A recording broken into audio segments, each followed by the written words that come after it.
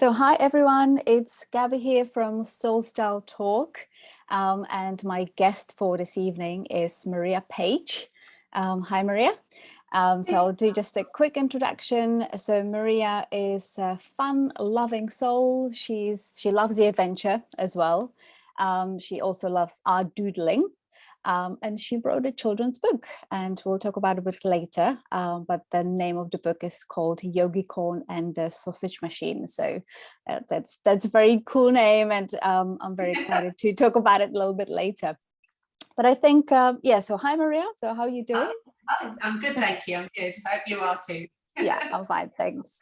So if we can just start with the series continues, they love what you do. I think it's just such an important topic, especially now, and we discussed it just beforehand that you have to love what you do, and your things change during the years. Your love for something can be there, but it might change in a few years time, and then you sort of finding that something, the ooze that will sort of do it for you again. So what does love what you do mean to you?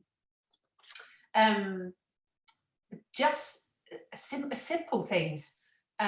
Enjoying a day that maybe hasn't been planned.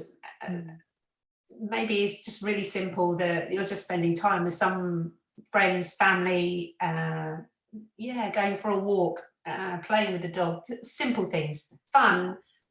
Yeah, it's like happiness, isn't it? It's there already if you can see it, if you can appreciate it. So yeah, absolutely. I'd say the simple things. Yeah, I agree with that. And then I discuss with other people as well that loving what you do is also about the process that leads to the happiness and fulfillment, that you sort of like walking through your path and then trying things out and what works for you, and then taking the next step forward, isn't it? Yeah, definitely. Okay. And also, so you're saying that you just love having fun. So what does it look like when Maria is having fun? Well, I'm usually laughing. And, that's the best medicine for everything. If I'm not laughing, I'm smiling. I'm quite childlike. I like a giggle. And being quite childlike. So you might touch on it later, but at yoga, I'm up for the challenge of balancing and handstands and silly stuff. I'm not very good at it, but I'll give it a go. If we're going for a walk and if with the children or my children are grown up, but they might be silly and kicking up or whatever, or for a challenge. Oh, race it to the tree. I'm going to come last, but I don't care. It's being carefree and laughing about what you do and appreciating the things that other people do for you in that fun-loving way. Absolutely. Yeah, it's you touched up on it, and your laugh is quite infectious actually. So when you started laughing, like yay. So nice. Yeah. Having fun, especially now in this sort of times where everything is very unpredictable and we don't know what's going to happen tomorrow. It's kind of the planning, I feel, went out of the way completely. You just have to take each day as it comes. So as you say, appreciate the little things, the simple things, and appreciate what we have. And I feel like the gratitude, the daily gratitude of whatever, having a tea or going for a walk. I think it sort of really helps to brighten the day and makes it, if it's not going well, that you just kind of remember these things and kind of at least makes you smile and happy and warm. It keeps you warm as well. I write in a gratitude journal every morning, and great. Okay. And they can be some wacky things, some really deep things that I'll put in whatever comes to me in the morning. And quite often, I have a big window and I open the curtains, and if the sun is shining, it will be, I'm very grateful for the sun shining through my window as I'm writing this. But then on a rainy day, I can still feel that I'm really grateful that the rain is pounding on the window, because the noise is quite refreshing, or the garden will grow, or just, it's those simple things, and you just think they're quite miraculous when you really think about them. Yeah, absolutely. It's nature, isn't it? You know, what we do without it, what we do without the sun and the rain. So really important. Yeah, absolutely. So your career or background is in education and teaching, and so used to be, or you are a primary school teacher, and just kind of want to touch upon that you know, we say you teach the children, but I feel like they also teach us, and we sometimes forget how to be playful, don't we? Just life gets serious, and then you just have to do this and do that. So what do you feel like the kids has sort of given you, or when you were teaching them, what have you passed on, or vice versa, basically? I hope that I'm inspiring. It doesn't matter what you can or can't do, you can have a go and enjoy it.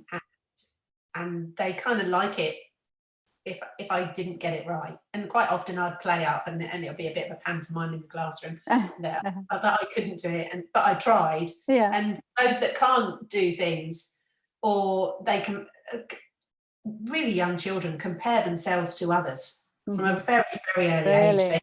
They know who's quick at the maths. They know who's good at PE. They know really, really early on now. So to find out that it's okay not to be brilliant, but you can have fun while you're doing it is quite inspirational. And then at the end of it, if everyone's falling about laughing, they've learned something. They've had a good time, and that includes the adults that will learn something. And the children will come out and say some prize little quotes. I can't think of any at the moment, but they will come out with saying, "Oh, something like never mind, you'll get there eventually." Oh, sweet. It's okay that you're old, or I mean, it's true, but I'm going to laugh at it. Because they're grounding, aren't they? Their comments are quite raw and honest. And very. They don't mean anything that society would take as being unkind or anything. They're just saying it as it is. So having that grounding is good as well. Yeah, definitely. And just with, as you say, it is quite I don't want to say scary, but you know, I know how it feels when you are an adult and trying to compare yourself or your life with someone else's. It's like it gets you down and depressed quite a lot. So knowing that it's even the small people and, you know, little children who are doing that, just kind of like, what would you advise, or when you saw that happening, how were you speaking to the children, or what did you say? I've always found that you've got to celebrate being unique.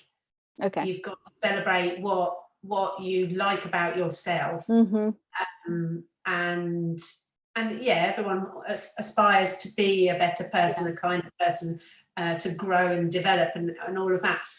But you are unique, you are miraculous, and your way of doing something might not be as efficient in certain circles as somebody else's, or might not be seen to be as good as, but you might be leading the way because you've done it differently. So I try and explain that to children. That's great. And your efforts have to be the main learning in what you're doing. So they're pretty good at having fun and being silly. But when they get into that spiral, they don't seem to understand. It's quite black and white to them about I'm good or I'm not good, and that's it. And that's when they start to fall a little bit or go a little bit quiet.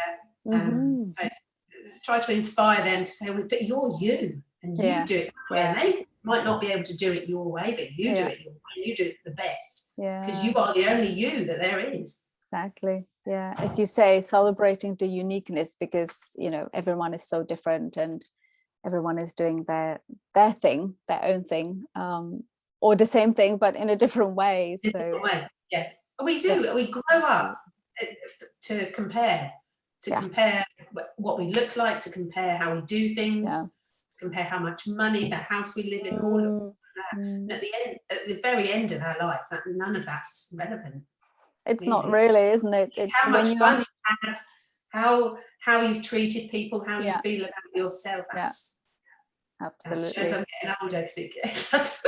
No, it is very true. It is very true. I also recognize that, as you said, it is celebrating those simple little things, and also celebrating you as being you and accepting, whatever you are. If you've gone through your whole life and you've driven yourself and you've wanted the money in the car and whatever it is that you're searching for, and you might get it. If you haven't had fun along the way, you haven't lived. That's not the phrase they're using, is lived your best life. If you're not laughing, if you're not having fun, if you're not loved and shared joy with other people, it's not exactly. You've missed a bit. Yeah, definitely. You would miss the adventure, isn't it? So the adventure, yes. The adventure. We'll get there. I like that. So my next question would be about, you also taught children yoga. So that's just great, starting with kids in a small age, I think, as well. And then how did the children see that? Where they're like, oh, what is this? Were they concentrating? Or I just really am interested to know, like, how the class looks like. There was a bit of both. And that's kind of my style. If you're with me, we're going in full fun, but there's also discipline there, because you've got to have safety, and you've got to be careful of other people. You want to be kind to other people. So I brought a lot of mindfulness into it as well. I trained in mindfulness with the British Mindfulness Society. And, great. There was another mindfulness, the youth mindfulness program that I trained with as well. So I used to bring a lot of that in to build their self-esteem, because a lot of children, you wouldn't even realise how low their self-esteem is and what they think of each other, or themselves rather. So we'd start off with some routines, and then we'd build up to, I've got a visitor, sorry. We'll build up, it's the dog. It's okay. We love dogs. I love dogs.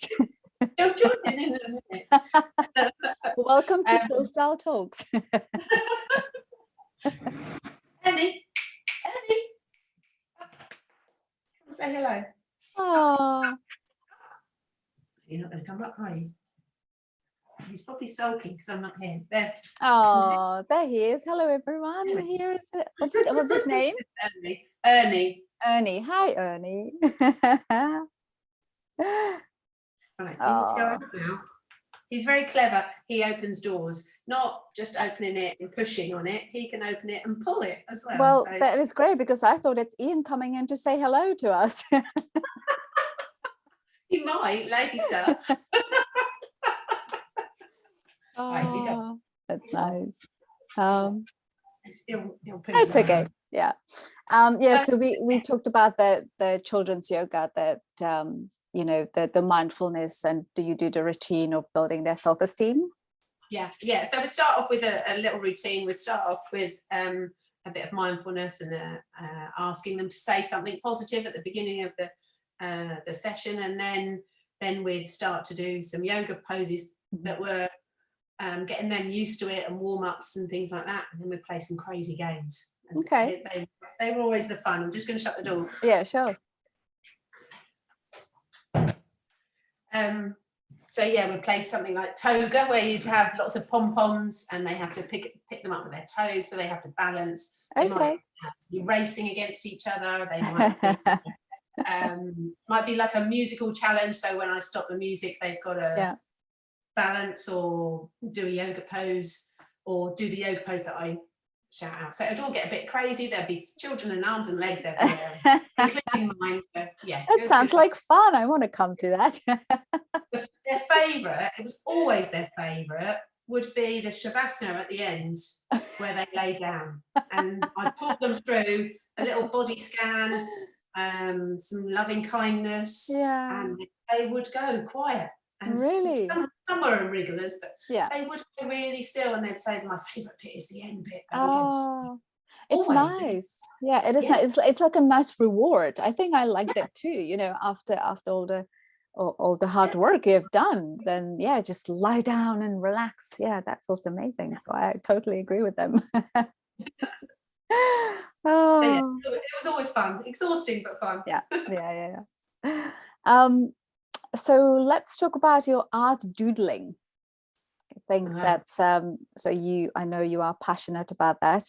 And then you can introduce us to Yogicorn. Yeah. So I've always liked drawing. I stopped. I used to do it as a child. I used to disappear up into my bedroom and just make cartoon comics or do a big piece of art or something. And then I kind of grew up and did other stuff. And then I started doodling when my other half Ian did his yoga teacher training. Okay. And at the end of their course, they had a little scrapbook of all their work that they'd done. And so they, during the teacher training, they had a physiology session, and the lady that came over from America to do that said, "Oh my gosh, you're a unicorn," to Ian. And Ian, I don't know what you mean. And so they're all falling about laughing. And she said, "Your physiology, I've never seen anyone with your physiology." And it was about his hips and his bones and muscles and whatnot. So they then started calling him a unicorn, and then they turned that into a yogicorn for the whole group. So they called themselves the Yogicorns. Oh, okay. Which was quite funny. It just made them all giggle. He was the only one in the group. And at the end, they needed something on their scrapbook. And I said, "Oh, I'll draw that for you. I'll do that." So they did, and they had T-shirts printed off for their graduation when they finished. And then my daughter said, why don't you open up an Instagram account and put it on Instagram? Yeah. No one wants to see my little doodles. Yes, they do. I still think they're just for me, kind of thing. She said, "No, you just put a little saying up there." So I thought, oh well, let's go for it. What's the worst that can happen? So I did. She had me to set up an Instagram account, so I did that. So I've got a little following that follow me. I do. Since that, I've recently gone digital with my doodles.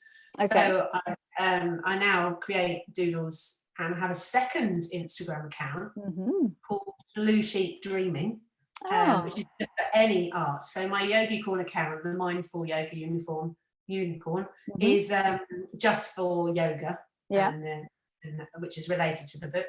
And my other account is all sorts of random art. Okay, that's brilliant. Children's book characters. Okay. What is the other Instagram called? Blue Sheep Dreaming. Blue Sheep Dreaming. I'll have a look at that.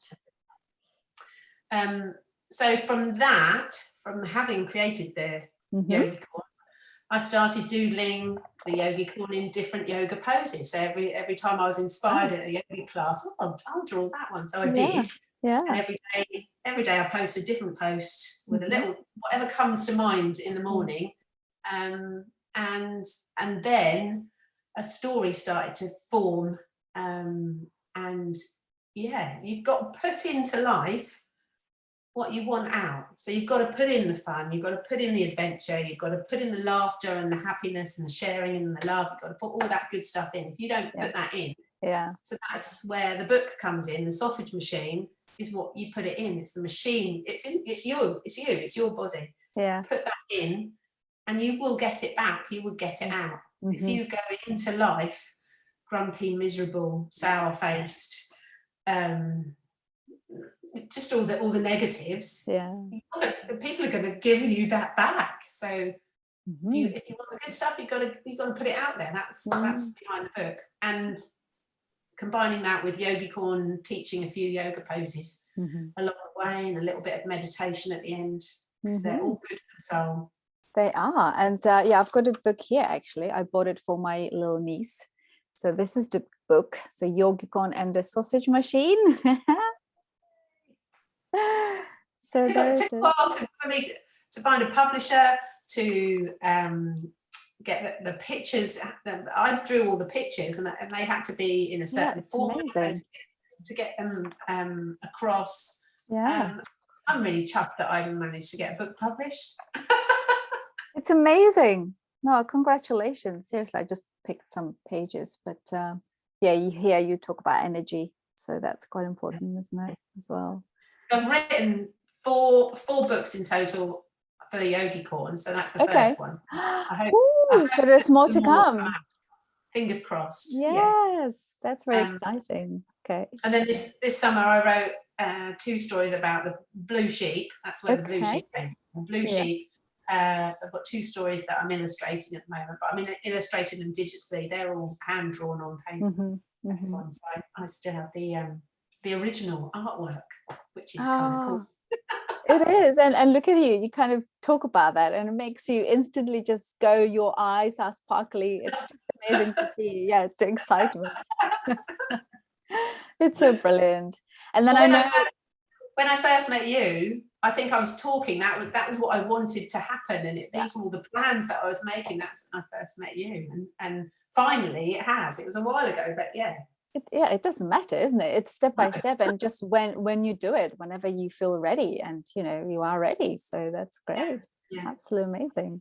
And I know that the book is also aiming at the children's sort of mental well-being. Is that right? Yeah. So being mindful is an everyday thing.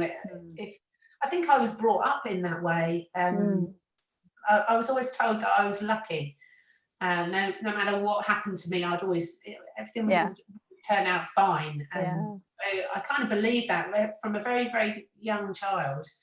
And that's as I've got older, I thought, actually, that's the best way to believe. That's the best way to think that, I'm lucky. I'm a lucky person. And you're going to live a lucky life if you feel that way. So I thank my mum and dad for telling me I'm lucky.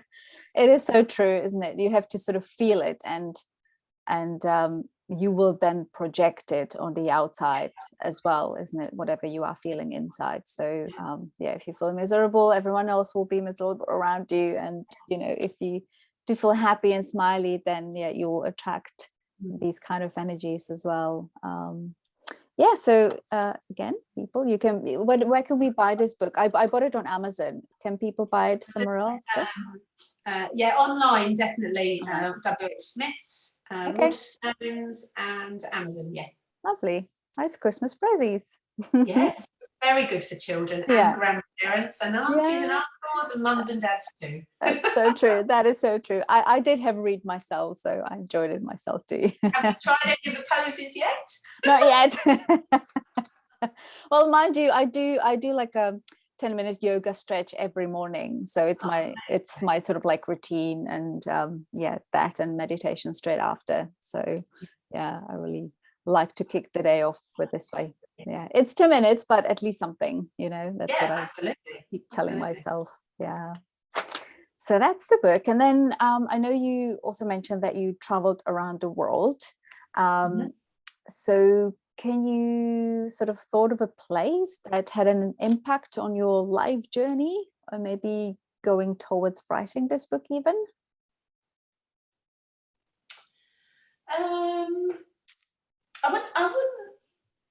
I wouldn't necessarily a place. I think the whole trip Ian and I took a year out when we were younger, and and just travelled. So we didn't know where we were going. We didn't know how long we would stay there, where we were going to stay, and that was just freaky for me. That's just I'm not that kind of a person, but it became normal. And it was like, this is quite cool. Where should we go? The spontaneous, being spontaneous. Yeah. And I think we'd both quite like to do that again at some point. there were many places that were wonderful, and there were many places that were wonderful because of the people that we met. So I'd say the people inspired me. We have adopted family around the world, so in America and in Australia we made lifelong friends that we're not in contact all the time, but there's a real connection. So they would inspire me. I might get emotional now. But we met a girl while we were traveling, and she'd met a family. They offered to, they said, oh, if you're coming to Brisbane, come and stay with us. And we were like, we can't just show up. We don't know these people. And she was going, they're really nice. She met them on a bus. They were going on a trip. Yeah. Come and stay. And she said, no, I can't. My friends, I'm meeting my friends. And she said, that's okay. They can come and stay. So we did. We said, well, let's try it. See what happens. We don't have to stay if we feel that they're a bit dodgy or a bit scary. They were the most generous, kind, warm-hearted people. And their son was 4 when we stayed with them. We stayed, rather than just the 1 or 2 nights, we stayed, I think Eileen stayed for 2 weeks and we stayed for a month. Oh, wow. More. That's brilliant. Their little boy was 4, and it was about 3 years ago, he came over to England, and he's 30 now. Oh my gosh. So that was like, he was doing the trip, and he'd been to America where Eileen lives with her family as well. So yeah, it was, we hadn't seen him in between. We've friends and all of that. But there was still that connection, and he hadn't changed from that little 4-year-old boy. So the people inspired me. The scenery, the wildness of not always being in a city was beautiful. My favourite place is Fiji, because it was just unspoiled. Underwater, we used to dive quite a bit, and that was my favourite place. It was totally unspoiled on land and under the water as well. I've always loved wildlife, so we got to meet snakes and spiders and kangaroos and lots of wildlife, turtles.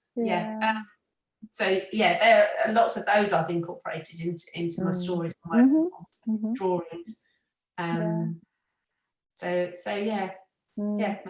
of the best things that we've ever done. The first major best thing that we've done.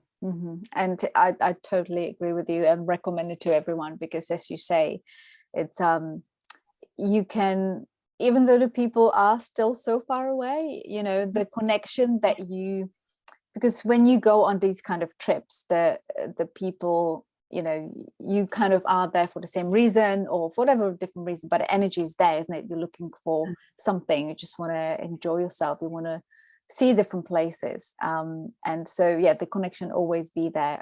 It's the same with me. I've got, again, friends all over the world as well, and it's just so nice. We don't see each other, but I've just spoken to my friends in the US last night, which I met in Nepal, and it was amazing. And then keeping in touch with other people as well, as Australia or somewhere else. So I'll definitely, at the drop of a hat, if they were in London, or if they were near you, or you were near, you'd contact them, and they'd make it happen so that you could see each other again. One of the girls we met in Australia, she came to London a couple of months back. Her daughter's 11, I think, and she was taking her to the Harry Potter studios. And she said that any way that you're going to be around, and so we did. We met up in the evening. We went out for a midweek dinner in the evening, which was bizarre. We don't do that. But otherwise we wouldn't get to see her, because she had so many people that she was trying to squeeze in. So we got to meet her daughter as well, which was lovely. Yeah, well, that's these kind of visitors and unexpected people coming and staying, and I think that's just amazing. And you will always remember these sort of moments, don't you? They are precious.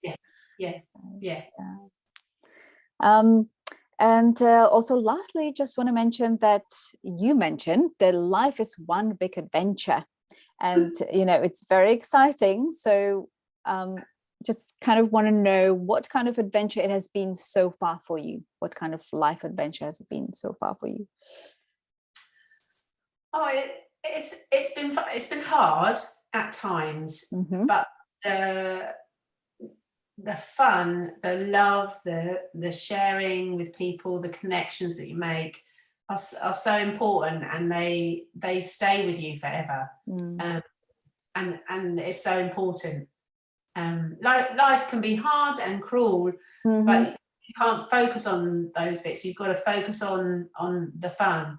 So the adventures from traveling, which are quite big adventures, to the adventure in your garden, if you're remaking your garden, or you're traveling to a new city. It's just an adventure. If you've not been there before, it's like, right then, what can we do? Or going to, and it's bringing a bit of a childlike quality to an adult world. So we're going away this weekend. We're going to a concert. I'm not a fan of the people we're going to see, but it will be an adventure because we're going to be silly, we'll have fun, we'll be laughing and joking. And there's no pressure to be a certain way, to achieve anything out of it. We're just going to have a great time and spend time be with yourselves. So the big adventure. I will be silly, and loving what you are doing. That's what we talk about. And just celebrating being alive and being able to do these things. That's so nice. So I just want to thank you, Maria, for being so positive and happy. It's just, as you said, it's so infectious, and you bring amazing energy to tonight. So I'm very grateful that you are here with me. So thank you very much. I also just want to say good luck with the books, that people will buy it, and with writing and publishing more of those, because I think that's just great, and we all should be having a little bit more fun, whether you are a child or an adult. So I feel like that's what we all should be doing. So thank you so much again, and okay, take care. Thank you. Take care then.